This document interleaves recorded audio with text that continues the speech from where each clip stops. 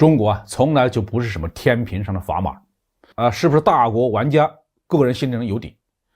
不过有一条已经成了规律性的东西，那就是自新中国建立以来，谁把中国当朋友，谁的日子就好过得多。谁要是拿中国当敌人，那指定是没有好结果。各位网友大家好，欢迎来到包明说。这期话题我们说一说新加坡的前外交官预测，如果特朗普再次当选，会拉拢俄罗斯反华。拜登呢当上美国总统只有1年，但是似乎美国内外都形成了共识，就是这家伙不称职。现在呢已经有不少人在议论特朗普卷土重来的问题了。新加坡的前资深外交官马凯硕就认为，如果美国前总统特朗普2年后再次当选总统，不排除美国会拉拢俄罗斯，使美中博弈的天平倒向美国一边。这位马凯硕曾经当过7年的新加坡常驻联合国的代表，对全球政治有独到的观察和理解，我认为他的观点值得引起我们的重视。如果特朗普真的重新选上美国总统，会不会给中国带来新的麻烦呢？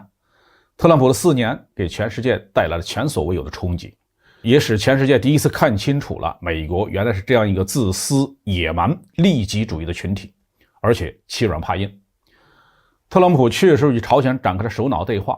在美俄关系上也没有做出什么出格的举动。然而这并不是因为特朗普真的喜欢朝鲜或者是俄罗斯，而是因为他是个政治白丁，又刚愎自用。在朝鲜问题上没有中国的参与和支持，什么问题也解决不了，所以美朝关系至今毫无进展。在俄罗斯的问题上，特朗普不知道怎么跟普京打交道。特朗普对北溪2号天然气管道工程采取了强硬的反对态度，甚至跟德国的前总理默克尔都闹翻了。但是特朗普身上有一种特殊的气质，那就是美国人推崇的牛仔作风。所以特朗普在国内拥有一大批死忠粉，其中具有投票权的就达到大约7000万。特朗普的反对者们往往把这个7000万人形容成低素质的红脖子。但是在2021年1月6号攻占国会山事件当中，一共有700多人被捕并被起诉，其中竟然有500多名是医生、律师、CEO、建筑师等等，这都是拥有政经工作的体面人呢。由此可见，特朗普的基本盘还是很扎实的。说他在2024年可能卷土重来并不是笑话。我们还不知道美国的疫情会怎么发展，这里不妨为特朗普设计一个比较宽松的场景假定他在2024年选举获胜，这个时候美国的疫情已经平息，社会秩序正常，那么特朗普面临的首要问题恐怕就是如何处理中美关系。他会怎么做呢？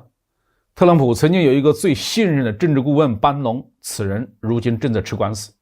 班农认为美国能赢得冷战，是因为前总统尼克松成功的拉拢住了中国，打破了美苏之间的实力的平衡，并获得了优势。所以班农强烈的建议特朗普拉拢俄罗斯，加入西方阵营来反对中国。